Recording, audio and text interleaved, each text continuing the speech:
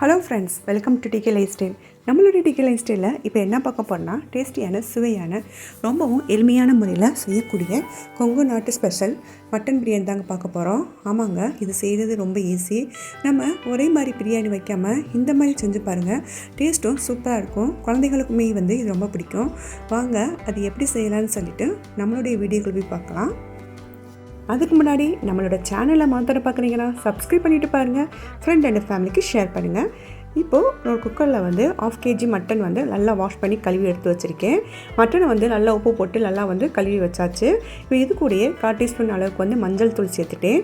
கூடயே 1 டீஸ்பூன் அளவுக்கு மிளகாத்தூள் சேர்த்தாச்சு. இதுக்கு தேவையான அளவு உப்பு சேர்த்து நல்லா மிக்ஸ் பண்ணி விட்டுடலாம். உப்பு கொஞ்சம் கம்மியாகவே சேருங்க. சேர்த்துட்டு எல்லாத்தையும் சேர்த்து நல்லா மிக்ஸ் பண்ணி விட்டுடலாம். இப்போது இந்த மட்டன் வேகிற அளவுக்கு மட்டும் கொஞ்சோண்டு தண்ணி ஊற்றி குக்கரை மூடி வச்சிடலாம். இந்த மாதிரி மசாலா கலந்து நம்ம மட்டனை வேக வைக்கும்போது டேஸ்ட் சூப்பராக இருக்கும். இப்போது மூடி வச்சிடலாம். அடுப்பை லோ ஃப்ளேமில் வச்சு ஒரு 3 விசில் வர வரையும் நம்ம வெயிட் பண்ணலாம். அதாவது மட்டன் ரொம்ப சாஃப்டாக வெந்து வரணும். அப்போ தான் அந்த பிரியாணிக்கு டேஸ்ட்டு சூப்பராக இருக்கும். இப்போ ஒரு பவுல் ஒன்று எடுத்து வச்சுருக்கேன். அதில் இந்த 1 கப் இந்த கப் அளவு தான் மெஷர்மெண்ட் நான் எடுத்துக்கிறேன்.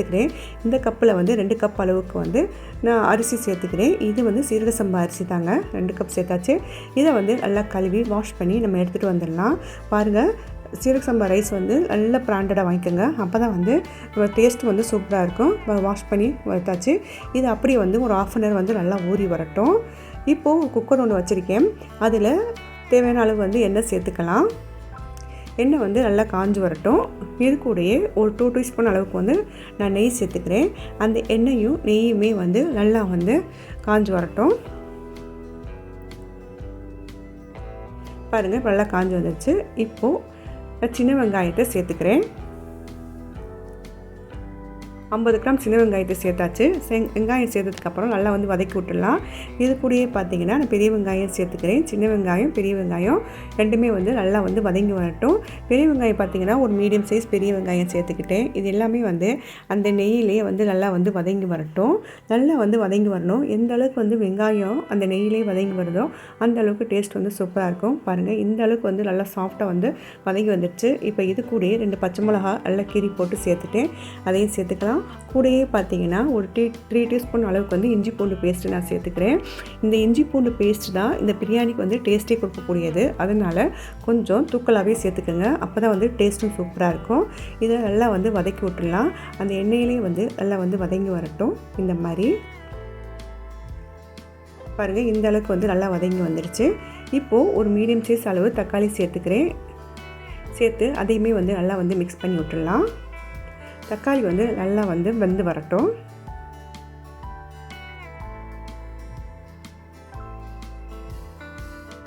இப்போது தக்காளியுமே நல்லா வெந்து வந்துடுச்சு. இப்போது நான் ஒரு 100 ml மட்டும் தயிர் சேர்த்துக்கிறேன். சேர்த்துட்டு அதையுமே நல்லா மிக்ஸ் பண்ணி விட்டுடலாம். பாருங்கள், நல்லா வதங்கி வந்துடுச்சு தயிருமே. இந்த அளவுக்கு நம்ம ஊற்றிக்க எண்ணெய் எல்லாமே நல்லா பிரிஞ்சு வந்துடுச்சு. இப்போது நான் 1 டீஸ்பூன் அளவுக்கு மட்டும் தனி மிளகாத்தூள் சேர்த்துக்கிறேன். சேர்த்து நல்லா மிக்ஸ் பண்ணி விட்டுடலாம். நீங்கள் மிளகாத்தூள் உங்கள் காரத்துக்கு தகுந்த மாதிரி நீங்கள் சேர்த்துக்கோங்க. இது நல்லா வதங்கி வரட்டும். இப்போ பாருங்கள், மட்டனுமே நல்லா சாஃப்டாக வெந்து வந்திருக்கு. இந்த அளவுக்கு நல்லா சாஃப்டாக வெந்து வந்திருக்கு. இந்த சைடு வதக்கல் நல்லா வதங்கிட்டு இருக்குது. இப்போது நம்ம எடுத்து வச்சுக்கக்கூடிய புதினா கொத்தமல்லியை சேர்த்துடலாம். ஒரு கைப்பிடி அளவுக்கு புதினா, ஒரு கைப்பிடி கொத்தமல்லி சேர்த்து அதையுமே நல்லா மிக்ஸ் பண்ணி விட்டுடலாம். நல்லா வதங்கி வரட்டும். பாருங்கள், இந்த அளவுக்கு நல்லா வதங்கி வந்துருச்சு. மூத்திக்கு எண்ணெய் எல்லாமே நல்லா பிரிஞ்சு வந்துருச்சு. இப்போது நம்ம மேக வச்சுருந்த மட்டனையும் சேர்த்துடலாம். சேர்த்து நல்லா மிக்ஸ் பண்ணி விட்டுடலாம்.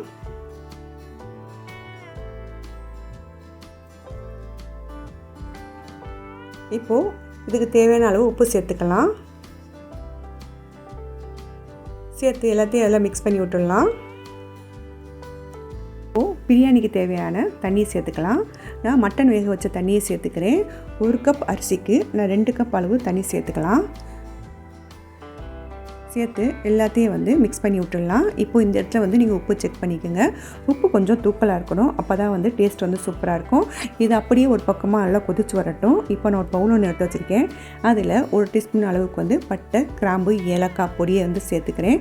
மிக்சியில் வந்து நல்லா அரைச்சிட்டு அந்த பொடியை வந்து சேர்த்துக்கலாம். கூடயே வந்து 1 ஸ்பூன் அளவுக்கு வந்து நான் வந்து தனி மிளகாத்தூள் சேர்த்துக்கிறேன். கூடயே ஒரு லெமனையும் நான் புழிஞ்சு விட்டுக்கலாம். இந்த லெமன் எல்லாமே வந்து அதில் வந்து நல்லா வந்து மிக்ஸ் ஆகி வரட்டும். நல்லா வந்து மிக்ஸ் பண்ணி எடுத்துக்கலாம். நம்ம இதுதான் வந்து கொங்கு நாட்டு ஸ்டைலோட சீக்ரெட்டான ஒரு மசாலா பொருள். இந்த பொருளை சேர்த்து பாருங்கள், டேஸ்ட் வந்து சூப்பராக இருக்கும். பாருங்கள், நான் வந்து இந்த மாதிரி நல்லா உருண்டை பிடிச்சி வச்சுட்டேன் அந்த மசாலாவை.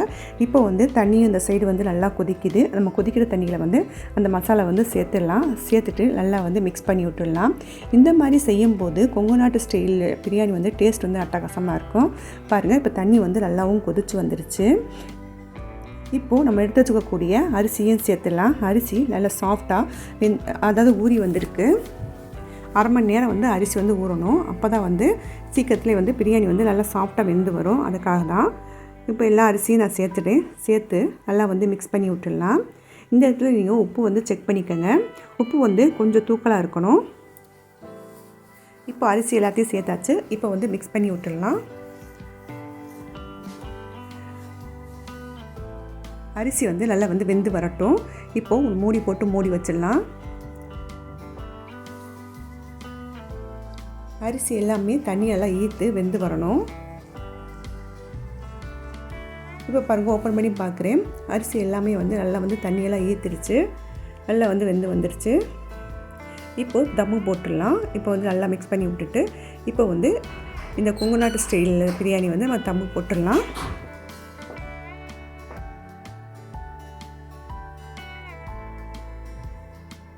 இப்போ மேலே நான் கொஞ்சோண்டு மட்டும் புதினா சேர்த்துக்கிறேன். சேர்த்துட்டு 1 டீஸ்பூன் அளவுக்கு வந்து நெய் சேர்த்தாச்சு.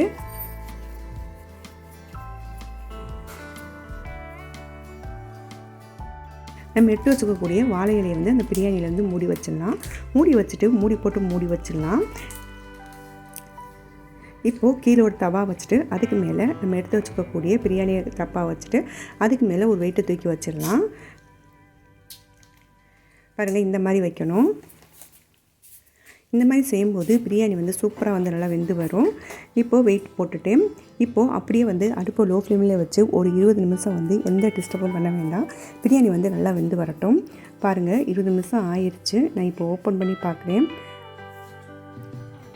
டேஸ்டியான கொங்கு நாட்டு ஸ்டைல் பிரியாணி வந்து ரெடி ஆகிடுச்சு. பாருங்கள், எந்த அளவுக்கு வந்து ரைஸ் வந்து நல்லா உதிரியாக வந்திருக்குன்னு. டேஸ்ட்டு வந்துமே சூப்பராக இருக்கும். கண்டிப்பாக வந்து ட்ரை பண்ணி பாருங்கள். இன்னுமே தமிழில் தான் இருக்குது. இப்போ வந்து லைட்டாக வந்து நம்ம மிக்ஸ் பண்ணி விடலாம். எந்த அளவுக்கு டேஸ்ட்டாகவும் சூப்பராகவும் இருக்குன்ட்டு. டேஸ்ட் வந்து அட்டகாசமாக இருக்கும். கண்டிப்பாக வந்து ட்ரை பண்ணி பாருங்கள். இப்போது நான் மிக்ஸ் பண்ணி காமிக்கிறேன் எந்த அளவுக்கு வந்து சாதம் வந்து நல்லா உதிரியாக வந்திருக்குன்ட்டு. கண்டிப்பாக வந்து ட்ரை பண்ணி பாருங்கள். இந்த மாதிரி பிரியாணி செஞ்சு பாருங்கள். டேஸ்ட்டும் சூப்பராக இருக்கும், அட்டகாசமாக இருக்கும். குழந்தைகளும் இதை நல்லா விரும்பி சாப்பிடுவாங்க. இப்போ அதை அப்படியே வந்து வேறொரு பிளேட்டுக்கு நான் மாற்றி எடுத்துக்கிறேன். பாருங்கள், சூப்பரான டேஸ்டியான ஸ்டைலில் கொங்கு நாட்டு ஸ்பெஷல் மட்டன் பிரியாணி ரெடி ஆகிடுச்சுங்க. ஈஸியாக செய்யக்கூடிய மெத்தட் தான். கண்டிப்பாக வந்து ட்ரை பண்ணி பாருங்கள். டேஸ்ட்டும் சூப்பராக இருக்கும், அட்டகாசமாக இருந்துச்சுங்க. கண்டிப்பாக ட்ரை பண்ணி பாருங்கள். அப்புறம் என்னங்க, சமைச்சு பாருங்கள், டேஸ்ட்டை வந்து என்ஜாய் பண்ணுங்கள். இந்த வீடியோ உங்களுக்கு பிடிச்சிருந்துச்சுன்னா லைக் பண்ணுங்கள், கமெண்ட் பண்ணுங்கள், ஷேர் பண்ணுங்கள். மறக்காமல் நம்மளுடைய டீக்கல் லைஃப் ஸ்டைலுக்கு சப்ஸ்கிரைப் பண்ணிடுங்க. தேங்க்ஸ் ஃபார் வாட்சிங்.